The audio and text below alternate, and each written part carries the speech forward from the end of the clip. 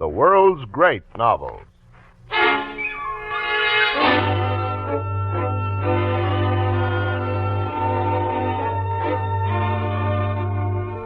The National Broadcasting Company brings you the third in a four-part version of Emily Bronte's Wuthering Heights, another in our series of books that live the world's great novels.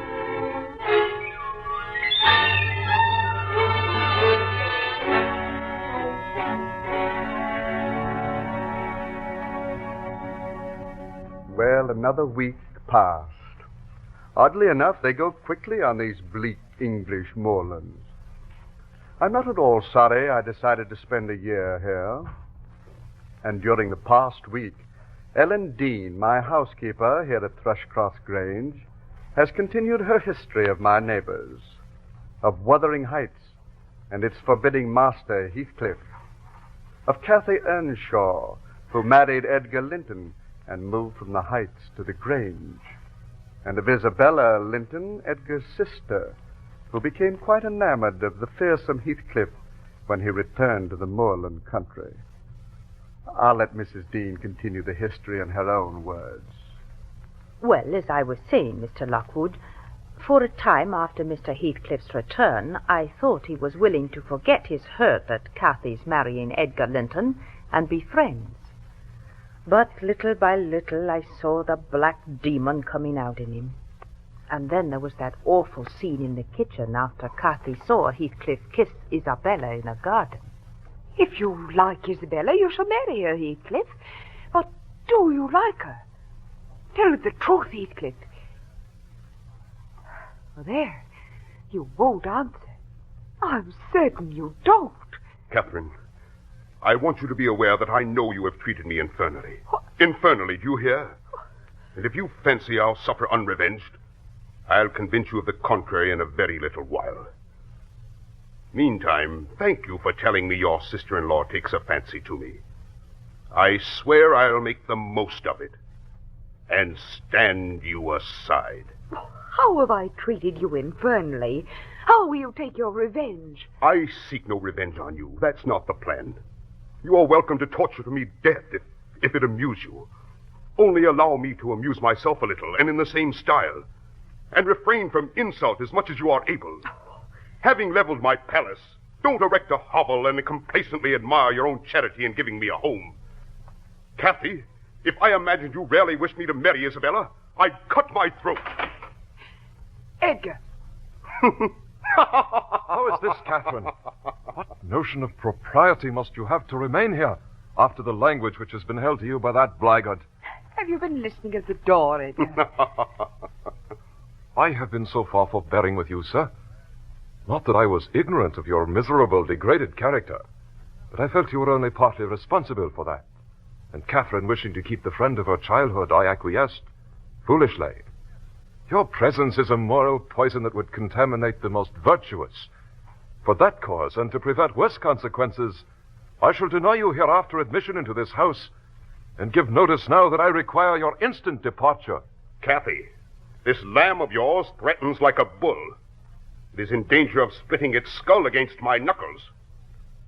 By heaven, Linton, I'm mortally sorry you're not worth knocking down. Ellen, call the men. No. Fair means, if you have not the courage to attack him, Edgar, make an apology, or allow yourself to be beaten. Edgar, I was defending you and yours, and I wish Heathcliff may flog you sick for daring to think an evil thought of me. Well, come on. Strike him, Edgar. Cathy, I wish you joy of the milk-blood coward, Cathy. And that is the slavering, shivering thing you prefer to me. Is he weeping, or is he going to faint for fear? Oh, let me out of here before I murder the fool. Remain where you are, Catherine. Oh, Edgar. I wish neither to wrangle with you nor to be reconciled. But I want to know just one thing. Do you intend to continue your intimacy with him? For mercy's sake. For mercy's sake, let us hear no more of it now. Your cold blood cannot be worked into a fever. Your veins are full of ice water, but mine are boiling. To get rid of me, answer my question. Will you give up Heathcliff, or will you give up me? It is impossible for you to be my wife and his friend at the same time. And I absolutely require to know which you choose. I require to be let alone. I demand it. Don't you see? I can't stand any more. Edgar, please leave me. Leave me. Leave me. She then went into a senseless, wicked rage. I must admit I thought the whole thing feigned, and so did Mr. Linton. She went directly to her room and locked it, and for 3 days would see no one. On the 3rd day she unbarred her door and asked for more water. I also brought her some tea and toast, which she took eagerly. I still did not think her seriously ill, though she looked thin and wild. What is that apathetic being doing? Has he fallen into a lethargy, or is he dead? Neither, if you mean Mr. Linton. He is tolerably well, though continually among his studies, since he has no other companion. Among his books? Oh, good heaven, does he not know how I'm altered? Is he actually so indifferent about my life? Why, Mum, the master has no idea you're ill. And of course he does not fear you'll let yourself die of hunger. If I were only sure it would kill him, I'd kill myself directly. Well, in those awful nights, I never closed my lids. I've been haunted here and tormented. I fear I'm losing my senses. And Edgar standing solemnly by to see it over. What in the name of all that feels has he to do with books when I am dying? But he has no notion of such a thing. You told him you didn't want to see him. Oh, I'm burning. I wish I were out of doors. Open the window, Ellen. I wish I were a girl again, of savage and hardy and free and laughing at injuries. Why am I so changed? I'm sure I should be myself, but I once among the heather on those hills. Oh, quick, Ellen, why don't you open the window? Because I won't give you your death of cold. You would give me a chance of life, you mean? But I'm not helpless yet. I'll open it myself. Now, Mrs. Linton, you must not... Look, I can see the heights from here. It's only the moon, Miss Cathy. Wuthering Heights is 4 miles away. Oh, I see it, I tell you. There's my room with a candle in it, and the other candle is Joseph's garret. Joseph sits up late, doesn't he? He's waiting for us. But we must pass Gimmerton Kirk yet. We've braved its ghost often together and dared each other to stand among the graves and ask them to come. Oh, no, but Heathcliff, if I dare you now, will you venture? If you do, I'll keep you. I'll not lie there by myself.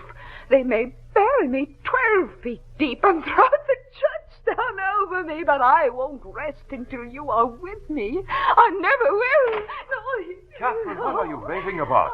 Why are you out of bed? Sir, my poor mistress is ill, and she quite masters me. I cannot manage her at all. Pray come and persuade her to go to bed. Catherine, why didn't you call for me? Shut the window, Ellen. Come, Catherine. Come back to bed, Catherine, dear. Oh, you are come, are you, Edgar Linton? At last. You told me you didn't want to see me. I had no idea. You are one of those things that are ever found when least wanted, and when you are wanted, never. Catherine, you said... Oh, yes. As I suppose we shall have plenty of lamentations now. But they can't keep me from my narrow home out yonder, my resting place where I'm bound before spring is here. No. Catherine, what have you done? Am I nothing to you anymore? Do you love that wretched Heathcliff? Stop! Don't mention that name, and I'll end the matter with a leap from that window. I don't want you, Edgar. I'm past wanting you. Return to your books. I'm glad you possess a consolation, for all that you had in me is gone. Oh. But Mr. Edgar's love for Miss Cathy was such that he credited all she said to the brain fever from which the doctor later said she suffered. Mr. Linton was like a devoted slave at her side day and night. With all the concern over her, it was only natural that we gave little notice to Miss Isabella during those days. But one morning at breakfast, one of the maids, a thoughtless girl who'd been on an early errand to Gimmerton, came panting into the chamber. Oh, dear. What mun we have next? Master, our young lady. Noisy talk, girl. Oh, Speak lower, Mary. You might disturb Mrs. Linton. What ails Miss Isabella? she's gone. Yon Heathcliff's run off with her. Why, that's not true. Oh, it's true, sir. I met on the road a lad that fetches milk here, and he asked whether we weren't in trouble at the Grange. I thought he meant for Mrs. Sickness, so I answered yes. Then, says he, there's somebody gone after him, I guess. He saw I knew nothing about it, so he told how a gentleman and lady had stopped to have a horseshoe fastened at a blacksmith shop, not long after midnight. He was there, and he got up to spy who they were, and he recognized them both directly. And just now I looked into a room, and she's gone for sure. Oh, what should we do, sir? Are we to try any measures for overtaking them and bringing her back? She went of her own accord. She had a right to go if she pleased. Hereafter, she is only my sister in name. Not because I disown her, but because she has disowned me. For 2 months we heard nothing from Heathcliff and Miss Isabella, and during that time Cathy recovered from the worst shock of her brain fever. No mother ever nursed an only child more devotedly than Edgar tended her. I thought myself she might recover, so waited on she was. And there was double cause to desire it, for on her existence depended that of another. We hoped that in a little while Mr. Linton's heart would be gladdened by the birth of an heir. At the end of this 2-month period I received a note from Miss Isabella. She and Heathcliff had settled at Wuthering Heights, and I must say I considered it an odd letter coming from the pen of a bride just off her honeymoon.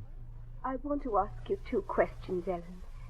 The first is, how did you contrive to preserve any semblance of humanity when you lived at Wuthering Heights? I cannot find one bit of kindness in any of these people about me. And now for the second question. Is Heathcliff a man? If so, is he mad? And if not, is he a devil? I shan't tell you my reasons for making this inquiry, but I beseech you to come to see me soon, and bring a note from Edgar to me. Tell him I'd give the world to see his face again, that my heart returned to Thrushcross Grange 24 hours after I left it. You must come to see me, Ellen. I told Mr. Linton about the letter, in part, and that she wanted a note from him, but he said he wanted no communication with Heathcliff's family. So I set out for Wuthering Heights empty-handed. I can't tell you my shock upon seeing Miss Isabella. Her pretty face was wan and listless, her hair uncurled, with locks hanging lankly down. Mr. Heathcliff sat at a table turning over some papers. Isabella came forward eagerly to greet me and held out her hand for the expected letter. I shook my head, but she wouldn't understand. Ellen, you must have... If you have anything for Isabella, Ellen, give it to her. You needn't make a secret of it. We have no secrets between us. Ellen? Truthfully, I have nothing. Oh. My master sends his love, Mum, but he thinks that his household and the household here should not communicate with each other. Oh, no. Edgar. Oh, Edgar. I have forbidden you to mention his name in my house. Your house, sir? Why, yes, Ellen. Didn't you know? Hindley has become so in debt to me from gambling, he was forced to sign the house over to me. Stop that infernal sniveling. Ellen, how is your mistress's health? Mrs. Linton is just now recovering, though she'll never be like she was. And if you have any regard for her, you'll shun crossing her way again. Oh, no. Before you leave this house, I shall exact a promise that you'll get me an interview with her. No, Heathcliff. You must not see her, Mr. Heathcliff. Have you no scruples in completely ruining her restoration by thrusting yourself into her remembrance now when she's nearly forgotten you? You suppose she has nearly forgotten me? Oh, Ellen, you know she has not. If Edgar Linton loved with all the powers of his puny being, he couldn't love as much in 80 years as I could in a day. And Catherine has a heart as deep as I have. It is not in him to be loved like me. How can she love in him what he has not? Catherine and Edgar are as fond of each other as any two people can be. I won't hear my brother talked about in that manner. Yes, your brother is wondrous fond of you, too, isn't he? He turns you adrift on the world with surprising quickness. He is not aware of what I suffer. What you suffer? My young lady is looking sadly the worse for her change of condition. Somebody's love comes short in her case, obviously. Whose I may guess, but perhaps I should not say. I should guess it was her own. She degenerates into a mere little tramp. She is tired of trying to please me uncommonly early. Oh, yes. You'd hardly believe it, Ellen. But on the very morrow of our wedding, she was weeping to go home. Well, sir, I hope you consider that Mrs. Heathcliff is accustomed to being looked after and waited on. And you cannot doubt her strong attachment, else she wouldn't have abandoned the elegances and comforts of her former home to fix herself in such a wilderness as this with you. She abandoned them under a delusion, picturing in me a hero of romance. But at last I think she begins to know me. I don't perceive the silly smiles and grimaces that provoked me at first. But I don't care who knows. The passion was wholly on one side, and I never told her a lie about it. Now, was it not the depth of absurdity to dream that I could love her? Stop! Mr. Heathcliff, this is the talk of a madman. Take care, Ellen. He's a fiend, a monster. You must promise not to mention a word of what he said to my brother or Catherine. Whatever he may pretend, he wishes to provoke Edgar to desperation. He says he only married me to obtain power over him, and he shan't obtain it. I'll die first. I pray that he may forget his diabolical prudence and kill me. The single pleasure I can imagine is to die or see him dead. That will be enough from you for the present. Take a look at her, Ellen. She's not fit to be her own guardian. And I, being your legal protector, Isabella, must tell you what to do. Go upstairs. No, don't touch me. Then do as I say. No. Go upstairs. No. I have something to say to Ellen Dean in private. No. Go, I tell you. There. I have no pity, Ellen. I have no pity. The more the worms writhe, the more I yearn to crush them. Put down your bonnet, Ellen Dean. You're not going yet. I have no more business here. I have business with you. I told you I intend to see Catherine once more. No. Last night I was in the Grange garden 6 hours. I'll return tonight and every night until you find an opportunity to let me in. If you don't, I shall force my way in, and that would be bad for Catherine, Ellen. She's all nerves. She couldn't bear the surprise. I want you to tell her I'm coming. Let us settle it now. Will you help me? Or am I to fight my way to her over Linton and his footman? Well, I argued and complained and flatly refused him 50 times. But in the long run, he forced me to an agreement. I carried a letter to my mistress from him, asking that he might see her. But it was Sunday morning before I found the chance to give it to her. The rest of the household were at church, and since it was such a nice day, we had left the doors open. Mrs. Linton sat in the recess of the window, staring vacantly. I put the letter in her hand. There's a letter for you, Mrs. Linton. You must read it immediately because it wants an answer. Shall I break the seal? Yes. Now, read it. Must I read it, Mum? It's from Mr. Heathcliff. Heathcliff? Heathcliff? He wishes to see you. He's in the garden by this time and impatient to know what the answer will be. No, he's left the garden. He's come into the house, Ellen. I know. That's his footsteps, Ellen. It is. Heathcliff. Kathy?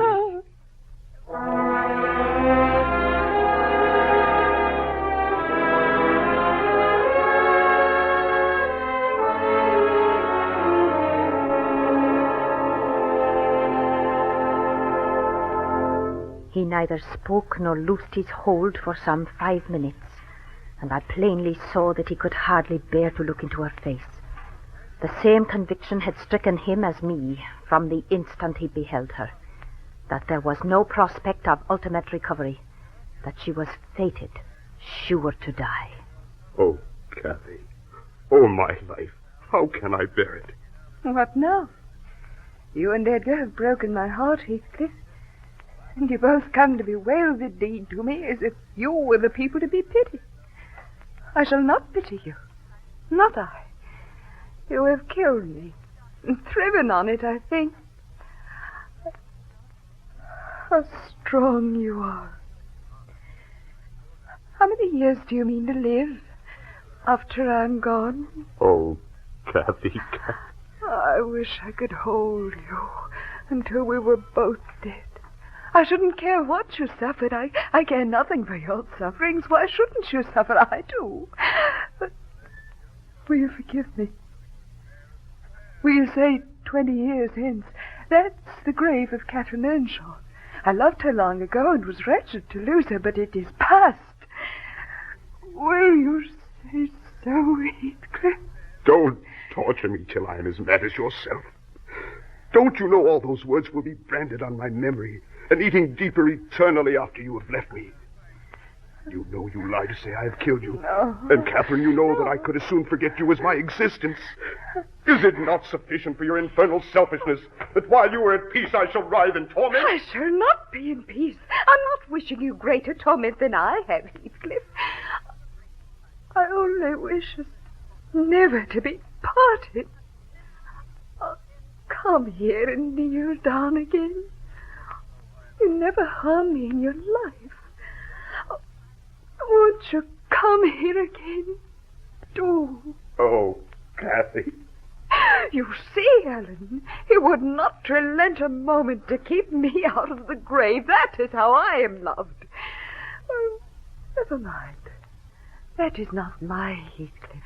I shall love mine and take him with me. He's my soul, and my soul wants to be free.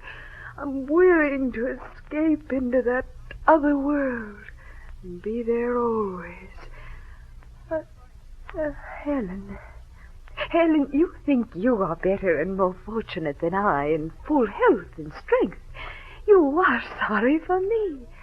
But very soon that shall be altered. I shall be sorry for you. But it will seem strange that Heathcliff won't be near me. Kathy. Now you teach me how cruel you've been. Cruel and false. Why did you despise me? Because I didn't have the money and position Linton had. Why did you betray your own heart? I have not one word of comfort. You deserve this. You have killed yourself. You love me. Then what right had you to choose someone else? Because misery and degradation and death, nothing could have parted us. Yet you of your own will did it. I have not broken your heart. You have broken it. And in breaking it, you have broken mine. So much the worse for me that I am strong. Do I want to live?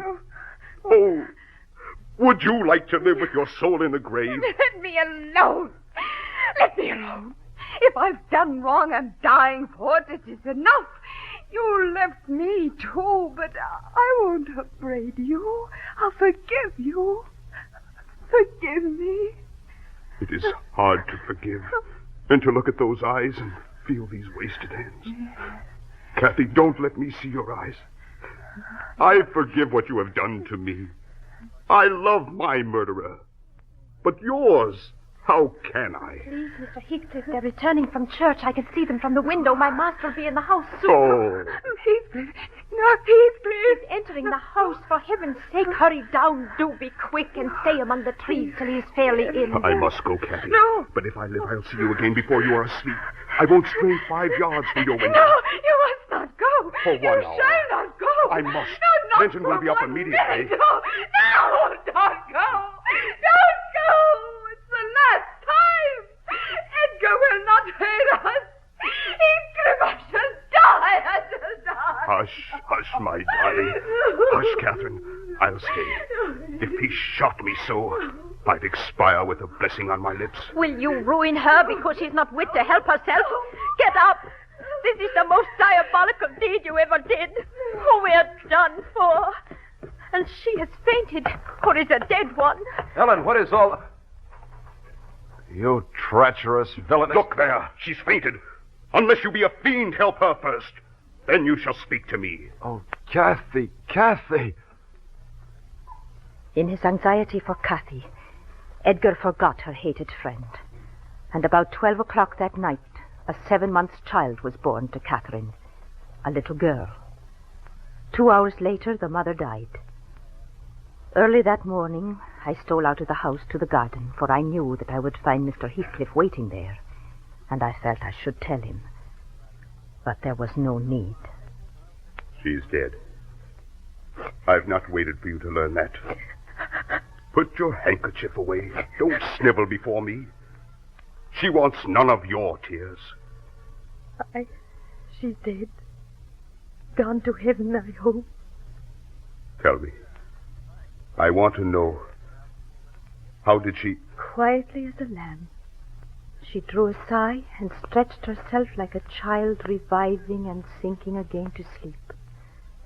5 minutes after, I felt one little pulse at her heart.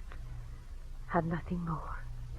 And did she ever mention me? Her senses never returned. She recognized nobody from the time you left her. She lies with a sweet smile on her face. Her life closed like a gentle dream. May she wake as kindly in the other world. May she wake in torment. Oh, no. Why, she's a liar to the end. Where is she? Not in there. Not in heaven. Not perished. Where? Oh, Kathy, you said you cared nothing for my sufferings. And I pray one prayer. I repeat it till my tongue stiffens. Catherine Earnshaw, may you not rest as long as I am living.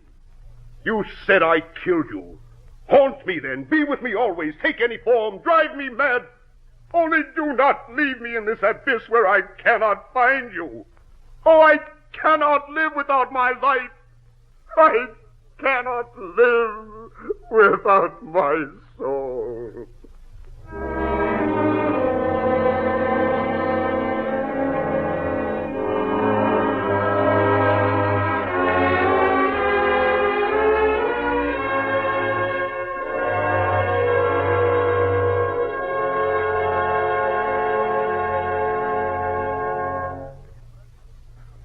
Wuthering Heights by Emily Bronte is one of the world's great novels brought to you each week by the National Broadcasting Company. We invite you to listen next week to the final episode of Wuthering Heights. And let us remind you, there's a world of entertainment and information to be found in your local public library.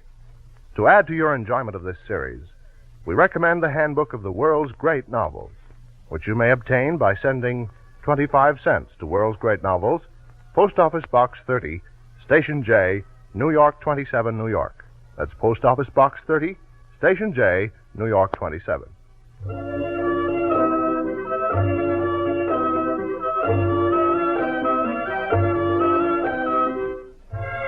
Wuthering Heights is adapted for radio by Agnes Eckhart.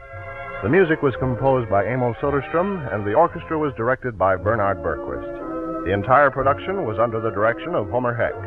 Boris Aplon is featured as Heathcliff and Martha McCain as Catherine. Ellen Dean is played by Geraldine Kay, Isabella by Florine Sears, Edgar Linton by John Cannon, Lockwood by Jonathan Cole, and The Servant by Doris Grundy. This is John Conrad. This program comes to you from Chicago and is a presentation of the National Broadcasting Company and its affiliated independent stations.